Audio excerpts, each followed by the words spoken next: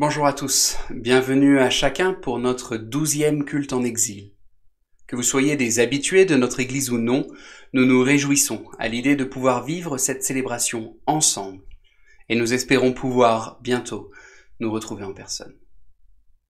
Une lecture pour introduire notre culte, Actes chapitre 2, verset 1er jusqu'au verset 6.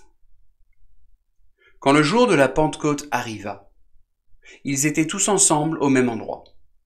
Tout à coup, il vint du ciel un bruit comme celui d'un vent violent qui remplit toute la maison où ils étaient assis.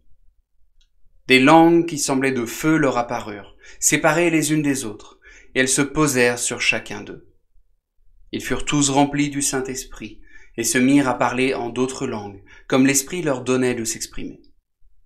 Or il y avait en séjour à Jérusalem des Juifs, des hommes pieux venus de toutes les nations qui sont sous le ciel. À ce bruit, ils accoururent en foule, et ils furent stupéfaits, parce que chacun les entendait parler dans sa propre langue. Nous sommes aujourd'hui le dimanche de Pentecôte. Ce texte d'Actes chapitre 2 rapporte la venue du Saint-Esprit sur les premiers chrétiens et l'évangile qui est annoncé dans la langue maternelle de tous ceux qui sont présents à Jérusalem.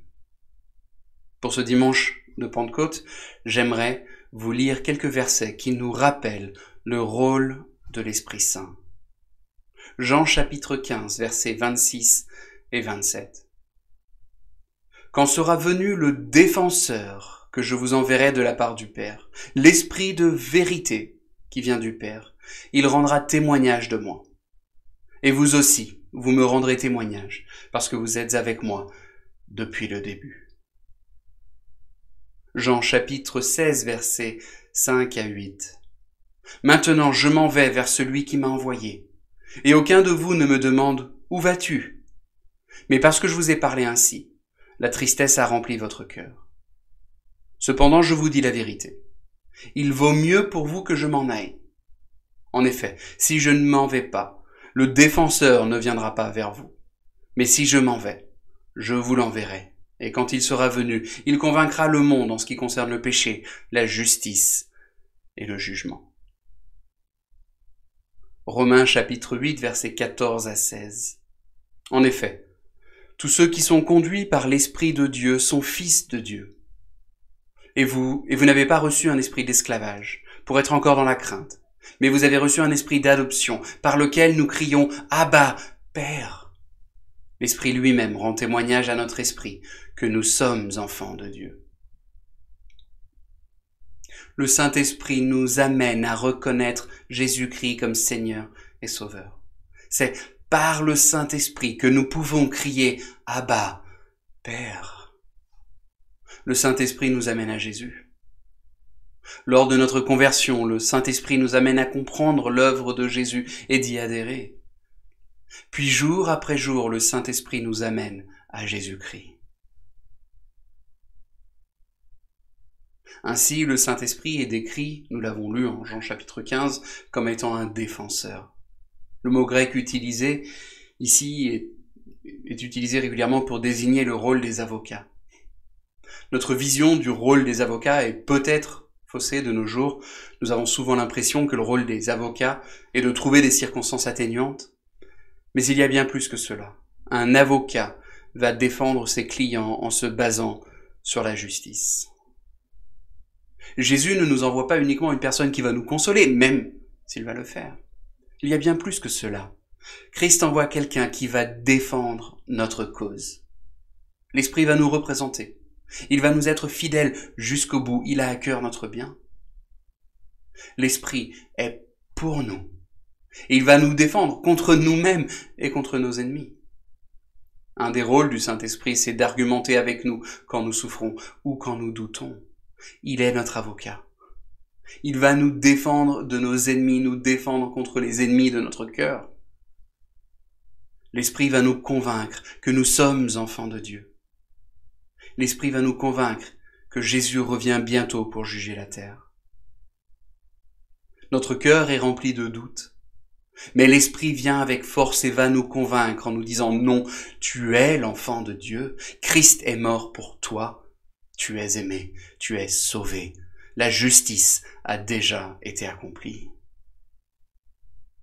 Un des rôles de l'Esprit, c'est de nous rappeler ce que Jésus a fait pour nous. Il est notre avocat. Il défend notre cause auprès de nous. Il nous rappelle quelle est la justice de Dieu. L'Esprit nous rappelle que nous sommes aimés de Dieu. Nous sommes pardonnés de nos péchés parce que Jésus-Christ est mort sur la croix à notre place. Le Saint-Esprit va nous amener à Jésus-Christ. Le Saint-Esprit va nous amener à la grâce. Et c'est bien de cela dont nous avons besoin, jour après jour, instant après instant. Je vous invite à chanter comme une prière, « Vienne ta grâce en nos misères ».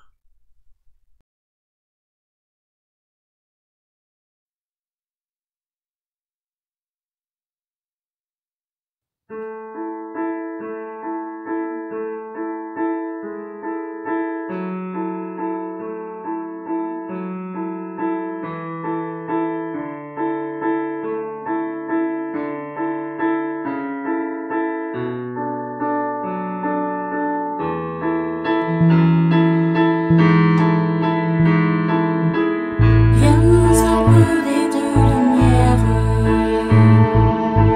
de bienveillance et de clarté. Ta miséricorde éternelle vient dans le cœur tout relever et tomberont toutes nos voix quand viendra la gloire des cieux. Et je répondrai dans la foi, tu es mon Seigneur et mon Dieu. Viens-nous ta grâce en nos misères, et dans la grandeur de ton nom, viens déposer sur notre terre la douceur de ta guérison. Viens-nous l'Esprit qui nous libère, et dans la bonté de ton nom, et dans le cœur de notre Père, l'amour infini du pardon. Quand ta parole est prononcée, la mort est vaincue par la vie, et dans tous nos cœurs délaissés se manifeste ton esprit. Que vienne en nos vies le réveil que ton amour a désiré. Dans la foi je ne tremble pas, car Jésus ma vertu c'est toi. Viens-nous ta grâce en nos misères, et dans la grandeur de ton nom,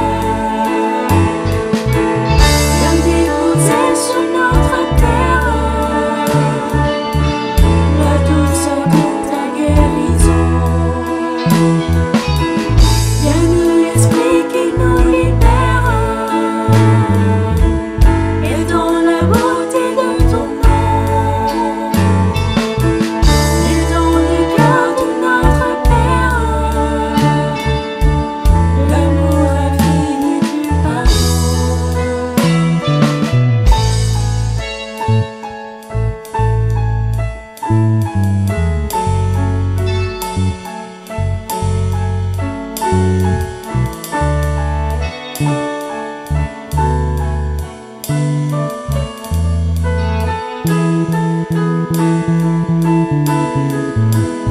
Pour nous le Verbe s'est fait chair, parmi nous il a demeuré. Il vit en nous et nous éclaire,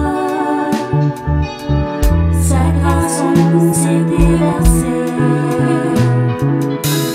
Nos yeux verront ce que ton cœur à chacun de nous veut donner. Que par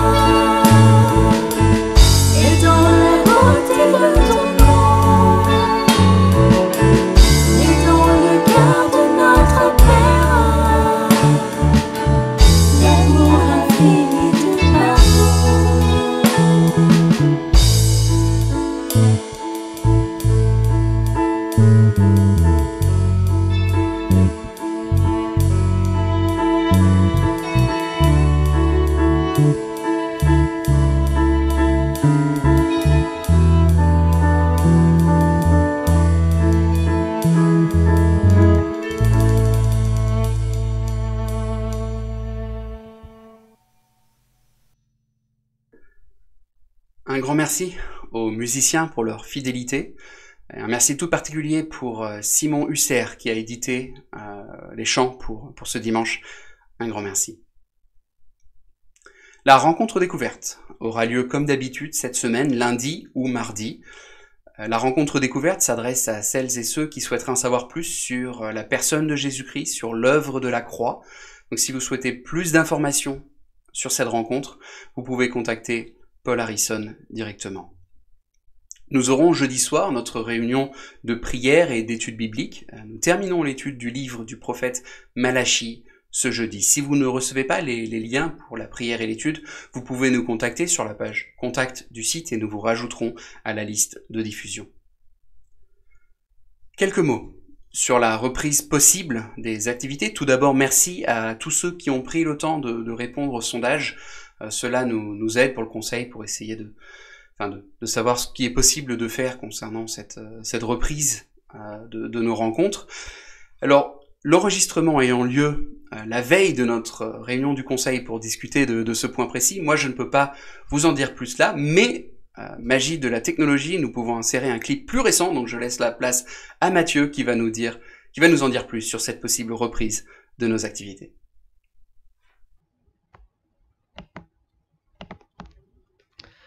Chers frères et sœurs, prendre des décisions pour la reprise de nos activités n'est pas chose facile. Il y a une multiplicité de facteurs à prendre en compte. Il y a des facteurs sanitaires, bien sûr, il y a des facteurs juridiques, il y a des facteurs relationnels, il y a des facteurs théologiques et bibliques, il y a des facteurs liés au témoignage. Ça fait beaucoup. Merci de tout cœur pour vos prières pour nous, qui, je le sais, vont continuer. Le Conseil s'est réuni virtuellement ce samedi matin pour fixer des premières orientations que je vais vous donner le plus succinctement et simplement possible. Dans nos réflexions et discussions, nous avons tenu compte, évidemment, des règles mises en place par nos autorités et du guide constitué par le Conseil national des évangéliques de France. Au fil de nos échanges, et alors que nous avions chacune pris connaissance des contraintes que représenterait la reprise de nos cultes, des contraintes et aussi de ce qui serait possible, nous avons fini par conclure que reprendre des cultes du dimanche dès le mois de juin serait trop difficile. En revanche, comme je l'expliquerai dans un instant, nous allons essayer d'entrer dans une dynamique progressive de reprise avec des rassemblements plus limités. Juste pour vous donner une petite idée des contraintes qu'impliquerait, dans l'état actuel des règles, une reprise des cultes. Nous pourrions avoir une quarantaine de personnes dans la salle de culte et une vingtaine dans la salle du bas, au maximum. Il faudrait respecter un sens de circulation strict. Il n'y aurait aucune possibilité d'échanger les uns avec les autres avant ou après le culte. Peut-être qu'un temps d'échange à quelques mètres d'écart serait envisageable pendant le culte, mais pas avant ni après. Les poignées des portes des sanitaires devraient être désinfectées après chaque passage. D'ailleurs, les poignées des portes, plus généralement, devraient être très régulièrement désinfectées. Les locaux devraient être nettoyés rigoureusement entre chaque culte, et donc, par exemple, entre le culte du matin et le culte du soir. Nous devrions porter un masque durant la totalité du culte. Il ne pourrait y avoir a priori qu'un seul orateur par culte. Les enfants ne pourraient jouer qu'individuellement. Il faudrait imposer une distance physique entre eux à tout moment. Ils ne pourraient pas partager des jouets ni du matériel d'école du dimanche. Les sorties se feraient banc par banc. Il serait impossible de discuter dans la cour. Et donc, celui ou celle qui y sort devrait tout simplement quitter le 72 rue de Sèvres après s'être levé de son banc. Et j'en passe. Au vu de ces contraintes extrêmement lourdes, il nous a semblé plus sage d'attendre encore pour la reprise de nos cultes, peut-être jusqu'à la rentrée de septembre. Mais nous voulons nous laisser un peu de flexibilité selon l'évolution de la situation pendant l'été. Nous allons donc continuer nos cultes en ligne pendant au moins une partie de l'été et peut-être jusqu'à la rentrée. En revanche, et même si sur ce point, je me dois de dire que nous n'avons pas été totalement unanimes, une majorité du Conseil a estimé qu'il était important d'entrer modestement dans une dynamique de reprise. C'est pourquoi nous avons pris la décision suivante. Nous fixons comme objectif de reprendre une réunion qui correspondrait à celle qui a lieu actuellement le jeudi soir, sauf qu'elle aurait lieu le samedi. Il s'agirait donc d'une réunion qui inclurait a priori une étude biblique et une réunion de prière, sans doute sur 1h30, même s'il est possible que parfois, notamment pendant les mois de juillet et août, il n'y ait qu'une partie prière. La participation à cette réunion se ferait sur inscription en ligne bien sûr, sauf exception éventuelle, pour des personnes qui n'auraient pas accès à Internet et qui pourraient nous joindre par téléphone. Selon le nombre de participants, cette réunion, nous l'aurions peut-être 2 fois pendant la journée du samedi à l'identique. En tout cas, elle aurait lieu dans la salle du haut et nous mettrons en place pour cela une disposition spéciale pour la distanciation physique. L'horaire de cette réunion ou de ces réunions du samedi n'a pas encore été fixé et nous vous tiendrons au courant, bien sûr, dès que possible, sur ces détails. Je l'ai dit, la participation sera sur inscription. Jusqu'à nouvel ordre, chaque personne de 12 ans et plus aurait l'obligation de porter un masque. Cette contrainte est demandée par les autorités. Il n'y aurait pas d'activité prévue pour les enfants, pas de garderie, pas d'école du dimanche pour cette réunion. Si quelqu'un voulait venir à cette rencontre avec un ou des enfants, celui-ci, celle-ci ou ceux-ci devront rester aux côtés de leurs parents et n'auront pas accès aux espaces de jeu. Nous trouverons un moyen d'avoir un temps d'échange et de prise de nouvelles à chaque fois pendant cette réunion. Ce sera plus simple à faire dans ce cadre-là que dans le cadre d'un culte. Notre objectif est d'avoir une première réunion de ce type le samedi 13 juin, Dieu voulant. Dire Dieu voulant ici prend vraiment tout son sens car nous voulons continuer à chercher sa sagesse. Et par ailleurs, nous ne pouvons pas absolument garantir, même à vue humaine, que nous serons en condition de commencer cette réunion à cette date. Il y a notamment des délais de livraison de certaines fournitures qui pourraient nous compliquer la tâche. Et puis, pour que ce projet soit réalisable, nous aurons besoin d'aide. Il va falloir constituer des équipes, un pool, entre guillemets, de personnes qui pourraient intervenir pour telle ou telle tâche lors de ces réunions, en alternant, bien sûr, pour que ça ne soit pas toujours les mêmes.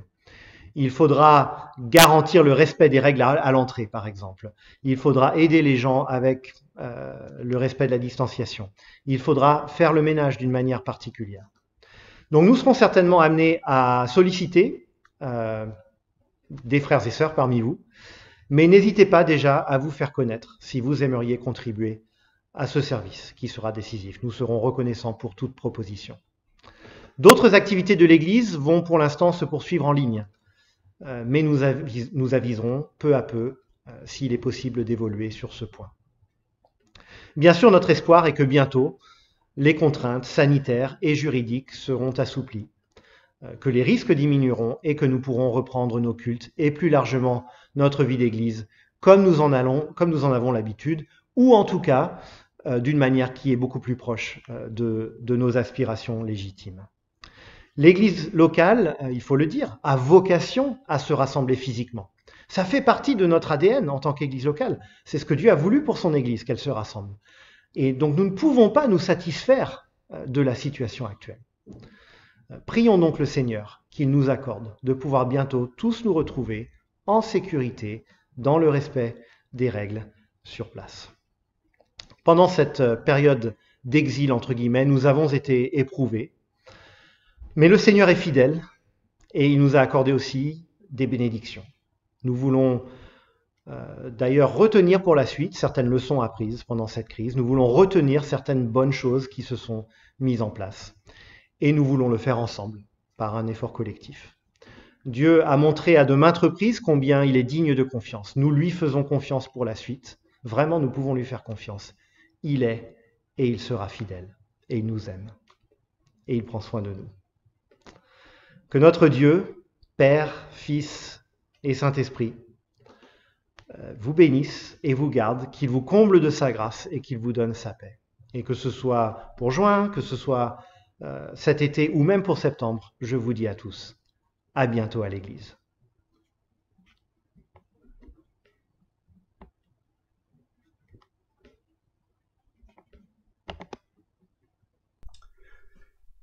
Une dernière annonce avant de passer à l'étude de la parole de Dieu. C'est un rappel, notre assemblée générale qui aura lieu donc le 21 juin. Nous sommes encore en train de travailler sur les modalités précises de cette dernière, mais vous pouvez déjà noter la date du 21 juin. Je vous invite à la prière. Notre Dieu, notre Père, nous venons aujourd'hui dans ta présence glorieuse, avec un cœur reconnaissant pour ce repos, pour cette paix que tu donnes en Jésus.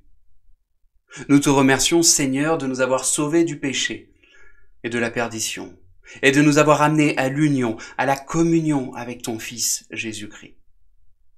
Nous te remercions d'avoir fait de nous tes fils et tes filles. Père, en attendant le jour du retour glorieux de ton Fils, ce jour où nous serons transformés à son image, nous souhaitons mieux te connaître dès aujourd'hui. Par ta parole, au moyen du Saint-Esprit, façonne-nous à l'image du Fils.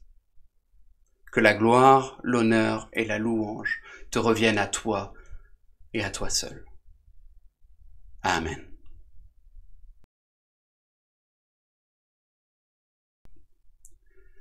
Les habits neufs de l'empereur, conte par Hans Christian Andersen, conte probablement connu de certains. Il y a de longues années, vivait un empereur qui aimait par-dessus tout être bien habillé. Il avait un habit pour chaque heure du jour. Un beau jour, 2 escrocs arrivèrent dans la grande ville de l'empereur. Ils prétendirent savoir tisser une étoffe que seules les personnes sottes ou incapables dans leurs fonctions ne pouvaient pas voir, et proposèrent au souverain de lui en confectionner un habit. L'empereur pensa qu'il serait exceptionnel, et qu'il pourrait ainsi repérer les personnes intelligentes de son royaume. Les 2 charlatans se mirent alors au travail. Quelques jours plus tard, l'empereur, curieux, vint voir où en était le tissage de ce fameux tissu. Il ne vit rien, car il n'y avait rien. Troublé, il décida de n'en parler à personne, car personne ne voulait d'un empereur sot. Il envoya plusieurs ministres inspecter l'avancement des travaux. Ils ne virent pas plus que le souverain, mais n'osèrent pas non plus l'avouer, de peur de paraître imbécile. Tout le royaume parlait de cette étoffe extraordinaire.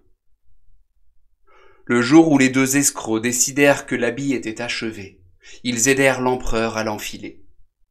Ainsi vêtu et accompagné de ses ministres, le souverain se présenta à son peuple, qui lui aussi prétendit voir et admirer ses vêtements. Seul un petit garçon osa dire la vérité. « Mais il n'a pas d'habit du tout !» Et tout le monde lui donna raison. L'empereur comprit que son peuple avait raison, mais continua sa marche sans dire un mot.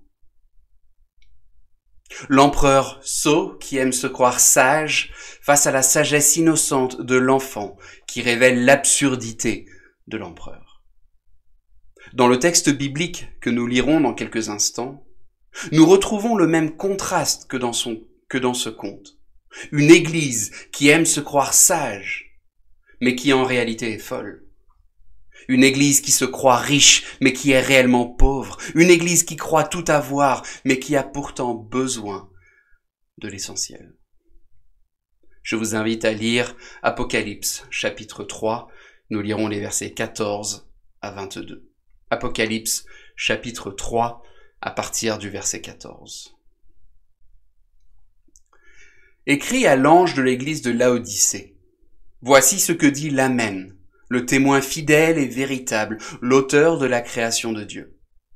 Je connais tes œuvres. Je sais que tu es ni froid ni bouillant. Si seulement tu étais froid ou bouillant.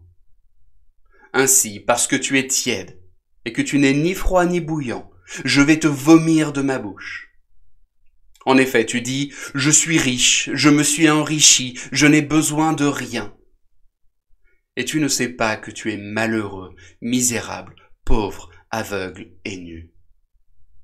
Je te conseille donc d'acheter chez moi de l'or purifié par le feu, afin que tu deviennes vraiment riche, des vêtements blancs afin que tu sois habillé et qu'on ne voie plus la honte de ta nudité, ainsi qu'un remède à appliquer sur tes yeux, afin que tu vois. Moi je reprends et corrige tous ceux que j'aime. Et donc du zèle, et repens-toi. Voici, je me tiens à la porte et je frappe. Si quelqu'un entend ma voix et ouvre la porte, j'entrerai chez lui, je souperai avec lui et lui avec moi. Le vainqueur, je le ferai asseoir avec moi sur mon trône, tout comme moi aussi j'ai vaincu et me suis assis avec mon Père sur son trône. Que celui qui a des oreilles écoute ce que l'Esprit dit aux églises. Nous terminons aujourd'hui l'étude des 7 lettres aux églises rapportées dans les chapitres 2 et 3 du livre de l'Apocalypse. Et le moins que l'on puisse dire, c'est que Jésus n'a pas gardé le meilleur pour la fin. La semaine dernière, nous regardions à l'église de Philadelphie, une église modèle. Jésus n'avait que du positif à dire à cette église-là. À l'église de Laodicée, en revanche, Jésus n'a pas la moindre chose positive à dire. Nous ne trouvons pas de félicitations, pas d'encouragement, seulement un constat accablant, des exhortations, mais aussi des promesses pour cette Église. Un constat dramatique. Tout d'abord, relisons les versets 15 et 16. « Je connais tes œuvres. Je sais que tu es ni froid ni bouillant. Si seulement tu étais froid ou bouillant. Ainsi, parce que tu es tiède et que tu n'es ni froid ni bouillant, je vais te vomir de ma bouche. » Dans ces versets, Jésus débute par un constat. Tu n'es ni froid ni bouillant. Puis Jésus développe son raisonnement. Tu es tiède, tu es pauvre, misérable. Puis termine par une exhortation à revenir à lui. Exhortation qui est accompagnée de promesses. Ce constat du verset 15, tu n'es ni froid ni bouillant, est probablement plus profond qu'il n'y paraît au premier regard. Probablement plus profond qu'il n'y paraît au premier regard. Et le contexte de la ville de Laodicée permet de comprendre cela. Les commentateurs notent quelque chose d'intéressant au sujet de Laodicée. La ville de Laodicée était située entre les villes de Hiérapolis et Colosse. Hiérapolis était renommée pour ses sources d'eau chaude. C'est une ville thermale, elle l'est aujourd'hui encore. Son eau chaude est thérapeutique. Colosse, elle, était réputée pour son eau froide, pure et potable. Son eau était acheminée vers d'autres villes. À Laodicée, entre ces deux sources bien différentes, l'eau était tiède et nauséeuse, une eau très riche en soufre. Je sais que tu n'es ni froid ni bouillant, si seulement tu étais froid ou bouillant. Cette première affirmation du verset 15 est souvent comprise comme étant du domaine du spirituel. Jésus affirmerait tout de suite, vous êtes spirituellement tiède. Mais dans ce cas, et c'est ce que relèvent Donald Carson ou G.K. Beale dans leurs commentaires, comment comprendre la deuxième partie de l'affirmation ? Ah, si seulement tu étais froid ou bouillant. Jésus ne souhaite pas d'église spirituellement froide. Il souhaite que tous nous soyons bouillants pour lui. À Laodicée, personne n'aurait compris cette première affirmation comme étant du domaine du spirituel. À Laodicée, tout le monde savait que l'eau tiède ne servait à rien. L'eau à Laodicée, personne n'en faisait rien avec. Il y a 1 an maintenant, avec Kelsey, nous sommes allés en vacances à Malte. L'eau du robinet à Malte, personne n'en boit. Tout le monde achète des bouteilles. Il n'y a pas de source vive sur l'île, et toute l'eau potable est en réalité de l'eau de mer filtrée, et qui n'est pas très bien filtrée. Donc l'eau est tiède et elle est salée. Personne ne boit de l'eau du robinet. Je l'ai essayé pour voir, et je l'ai recraché. L'eau chaude est utile. L'eau froide également. L'eau tiède, elle, ne sert à rien. La tiédeur spirituelle, il en sera évidemment question dans les versets qui suivent. C'est ce que Jésus développe par la suite. Mais ce que Jésus annonce par ce premier constat est beaucoup plus profond. Jésus ne s'arrête pas à dire « vous êtes tiède spirituellement », mais il va beaucoup plus loin. L'Église à Laodicée, du fait de sa tiédeur, ne sert à rien. Elle n'a aucune utilité aux yeux de Christ. L'Église à Laodicée est comme son eau, elle inspire le dégoût. Elle inspire le dégoût. Parce que tu es tiède, je vais te vomir de ma bouche. L'Église est tiède. Parce qu'elle est tiède, Jésus la recrachera. L'Église est tiède. L'Église est tiède. La problématique ici n'est pas du domaine de l'orthodoxie théologique, comme c'était le cas avec Pergame ou Thyatire. L'Église à Laodicée n'est pas une Église libérale. Elle croit en la résurrection, en l'œuvre du salut à la croix, en l'autorité de l'Écriture. Son problème n'est pas théologique. Sa confession de foi est probablement belle et juste, mais l'Église est tiède spirituellement. Le constat que Jésus fait est tranchant, n'est-ce pas? Et quel contraste entre le regard de Jésus sur l'Église et la manière dont l'Église se comprend elle-même. À partir du verset 17, « En effet, tu dis, je suis riche, je me suis enrichi, je n'ai besoin de rien. Et tu ne sais pas que tu es malheureux, misérable, pauvre, aveugle et nu. Je suis riche, prospère, de quoi d'autre ai-je besoin ?» Laodicée était une ville particulièrement prospère. En moins 60, un grand tremblement de terre a eu lieu dans la ville, la détruisant grandement. Rome a proposé une aide financière à la ville pour la reconstruire. Les habitants de Laodicée l'ont refusé et ont construit la ville en quelques années grâce à leurs propres ressources. L'église de Laodicée est à l'image de sa ville, riche, et elle n'a besoin de rien, du moins le pense-t-elle. En réalité, Laodicée est comme l'empereur dans ce conte lu tout à l'heure, vêtu d'une étoffe imaginaire. L'Église se croit riche et sans besoin particulier, mais en réalité, elle est aveugle, malheureuse, misérable, pauvre et nue. Jésus parle à une Église qui pense que tout va bien, tout va pour le mieux. Nous sommes dans la droite lignée doctrinale des apôtres, nos finances sont excellentes. Mais ils sont tièdes par rapport au Seigneur. Et ce n'est pas une problématique à prendre à la légère. Je vais vous vomir, dit Jésus. Une telle Église déplaît. Pire encore, elle écœure le Seigneur. Jésus en est malade. C'est pourquoi Laodicée, je vais te vomir de ma bouche. Cette image a pour but d'interpeller. On ne peut lire ce verset sans en être interpellé. Cette Église inspire le dégoût.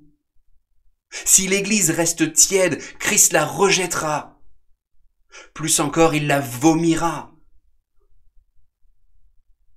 Laodicée est encore considérée par Jésus comme ce chandelier d'or, pour reprendre l'expression du chapitre 2. Mais pour combien de temps? La problématique de la tiédeur est vitale pour la survie de l'Église. Il y a des paroles dures dans ces 7 lettres, mais aucune n'arrive à la cheville de celle-là. « Vous me dégoûtez », dit Jésus. Il y avait probablement de bonnes choses à Laodicée. Mais la tiédeur est une problématique telle qu'elle doit se demander si elle est encore Église. C'est un constat sans appel que fait Jésus. Mais c'est un constat juste et fidèle de la situation. Voici ce que dit l'Amen, le témoin fidèle et véritable, l'auteur de la création de Dieu. Dans chacune des lettres rédigées aux églises, Jésus débute par une présentation de sa personne. Et nous avions relevé le fait que d'une église à l'autre, Jésus ne se présente pas de la même manière. Dès sa présentation, il répond aux besoins de l'église. Ici, il se présente comme l'Amen, c'est-à-dire celui en qui tout est vrai. Je suis la vérité, je suis le témoin fidèle et véritable. Il est l'auteur de la création. Jésus est un juste juge, un parfait juge. Toute autorité est sienne, il est la vérité. Ce regard de Jésus sur son Église est la vérité. À vue humaine, l'église de Sardes semblait être dans une situation pire que celle de Laodicée. Mais pour Sardes, il restait de la vie dans l'église. À Laodicée, l'église semble morte à cause de sa tiédeur. L'église semble comme morte à cause de sa tiédeur. Quel est pour une église ce qu'il y a de plus dangereux? À cette question, nous serions tentés de répondre la persécution ou l'égarement doctrinal. Et complètement oublier la tiédeur, n'est-ce pas? Sur le papier, la tiédeur ne semble pas si grave. Mais en réalité, elle l'est. Elle l'est. Et c'est Jésus, celui qui est la définition même de la vérité, le témoin fidèle et véritable, qui le dit. Une église dont le souhait premier n'est plus de servir Christ n'a aucune utilité. Une église qui ne se soucie que de faire tourner la machine. Une église qui ne peut plus affirmer, Philippiens 3, verset 7, « Je considère tout comme une perte à cause du bien suprême qu'est la connaissance de Jésus-Christ mon Seigneur. » Une église qui ne peut plus affirmer cela n'est plus vraiment une église. Laodicée détient la vérité. Mais cette vérité n'a plus aucun effet sur elle. Elle est indifférente face à Christ. L'Église croit qu'elle est spirituellement riche, respectable, généreuse. Mais cela n'a aucune valeur s'il n'y a pas un amour ardent pour le Seigneur. Une Église tiède ne sert à rien. Elle n'a aucune utilité aux yeux du Christ. Aux yeux de Jésus-Christ, une Église tiède inspire le dégoût.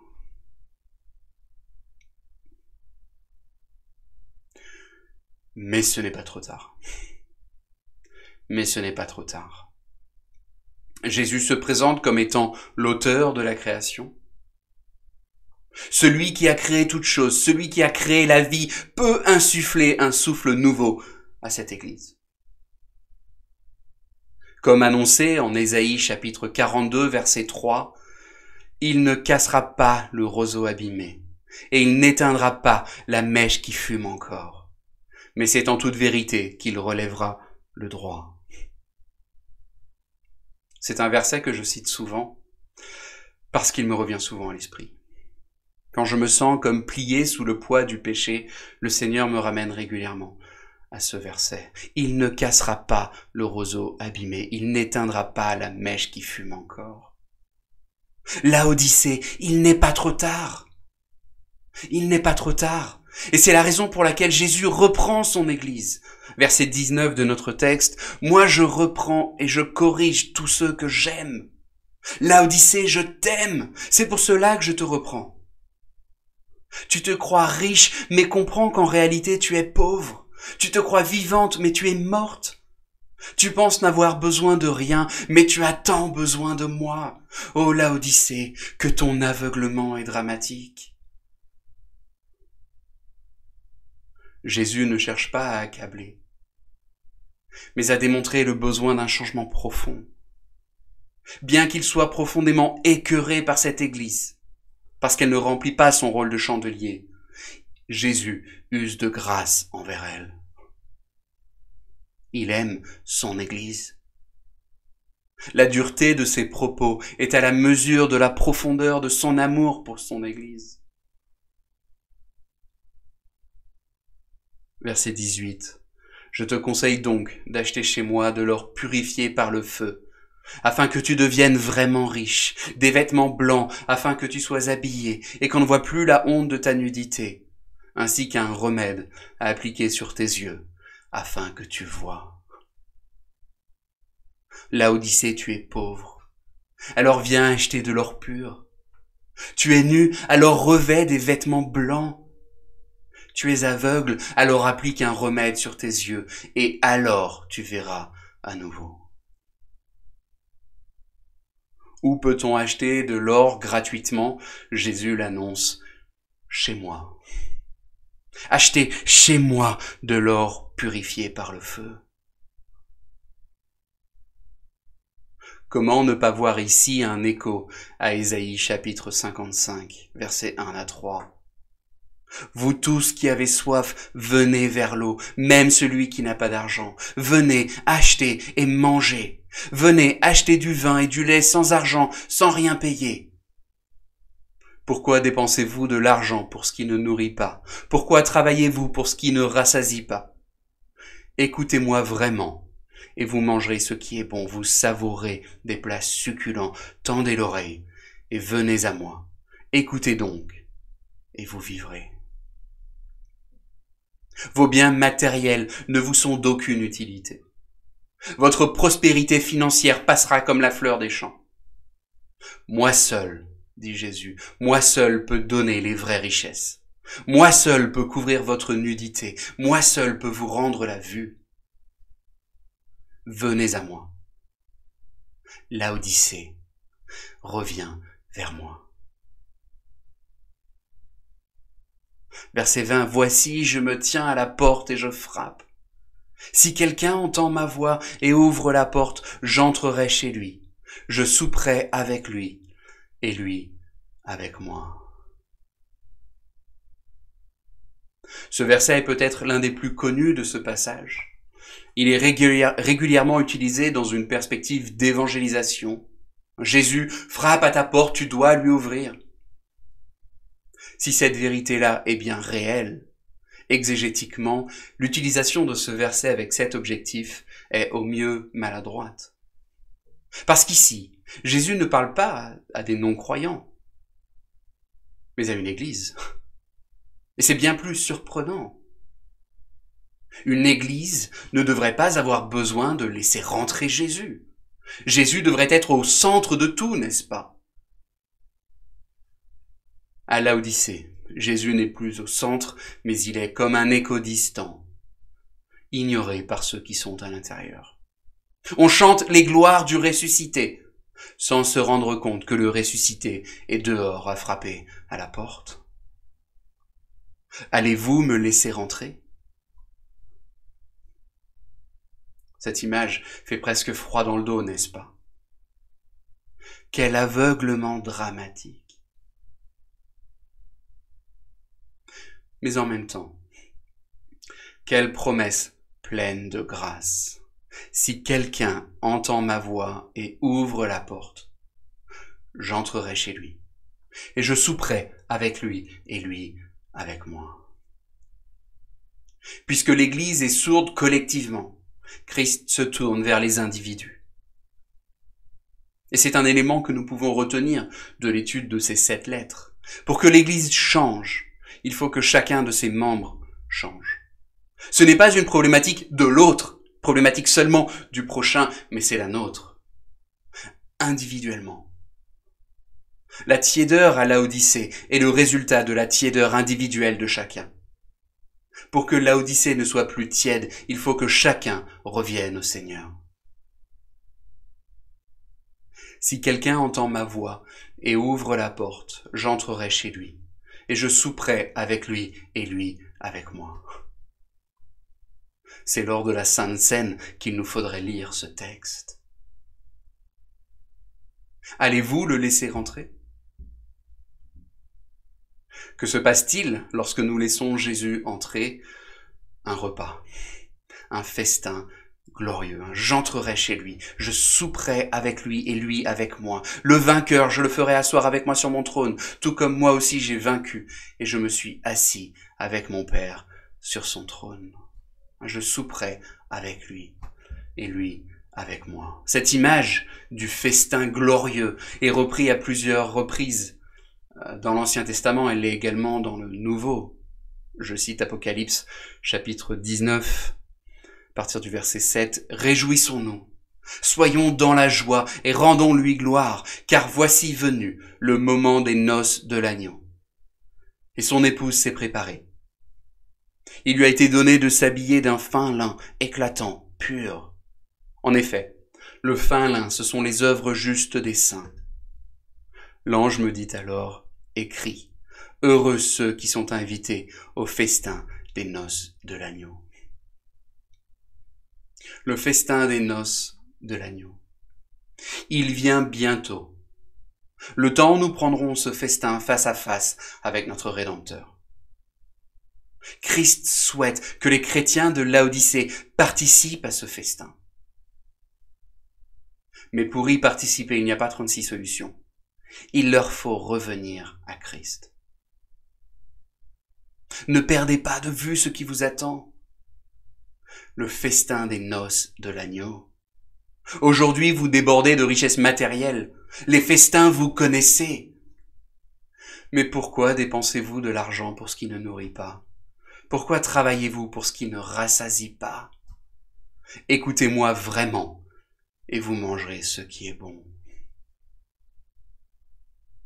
Si quelqu'un entend ma voix et ouvre la porte, j'entrerai chez lui. Je souperai avec lui, et lui avec moi. Le vainqueur, je le ferai asseoir avec moi sur mon trône, tout comme moi aussi j'ai vaincu, et me suis assis avec mon Père sur son trône.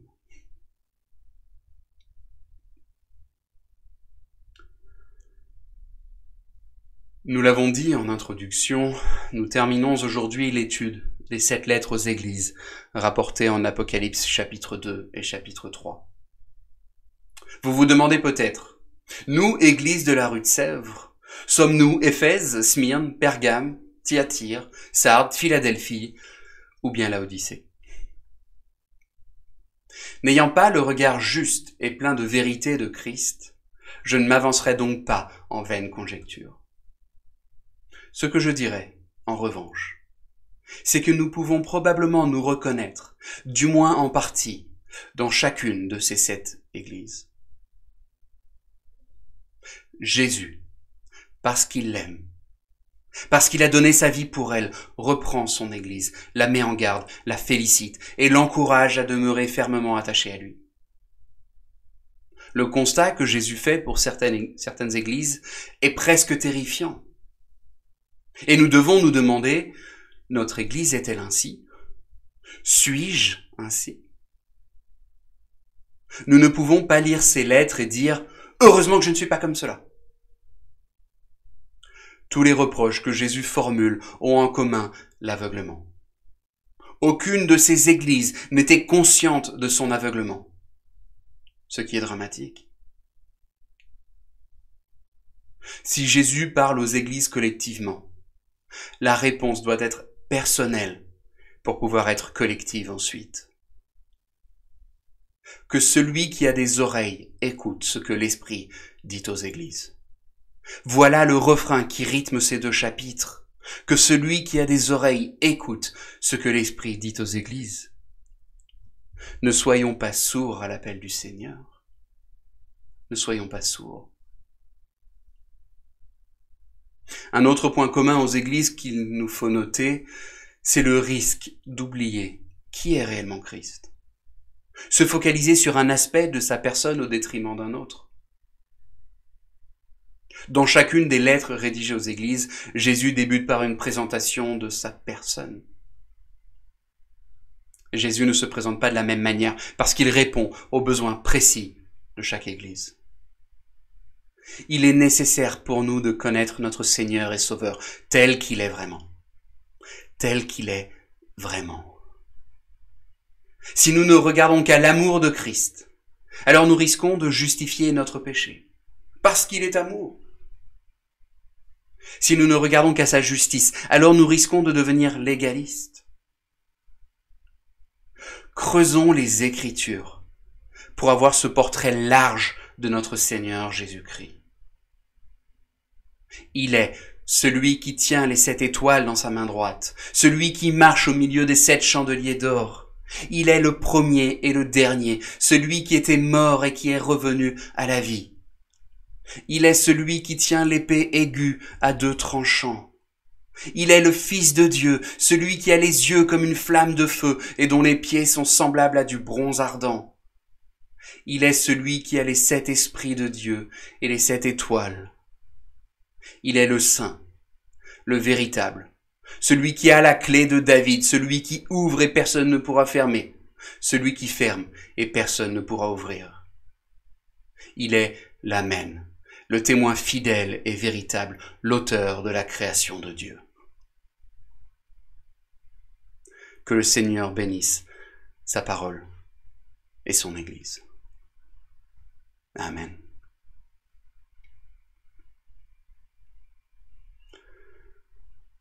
En réponse à ce que nous venons d'entendre, je vous invite à chanter le cantique suivant, « Coule à flot, source de grâce ». Coule à flot, source de grâce.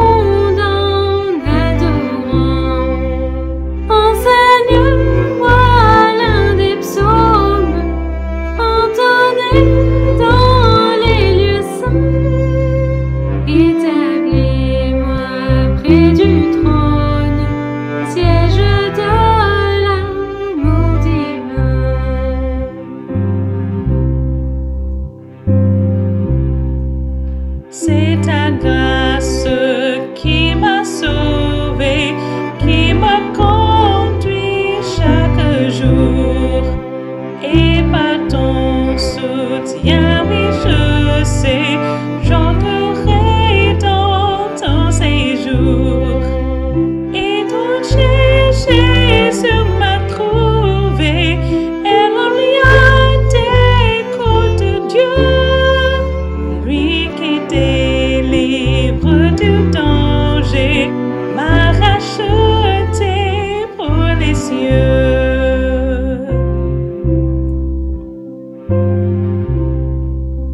Dépendant de cette grâce, chaque jour je suis à toi. Que ta bonté ne se lasse d'attiser ma faible foi.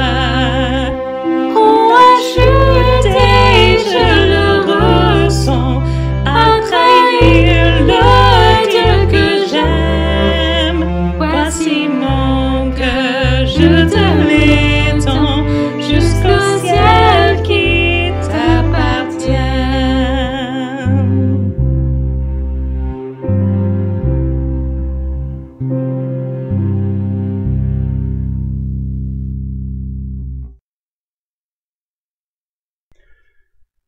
Romains chapitre 12, versets 25 à 27. Dieu peut vous affermir selon l'évangile que j'annonce, la prédication de Jésus-Christ, conformément à la révélation du mystère qui a été tenu secret pendant des siècles. Ce mystère a maintenant été manifesté et porté à la connaissance de toutes les nations, par les écrits des prophètes, d'après l'ordre du Dieu éternel, afin qu'elles obéissent à la foi.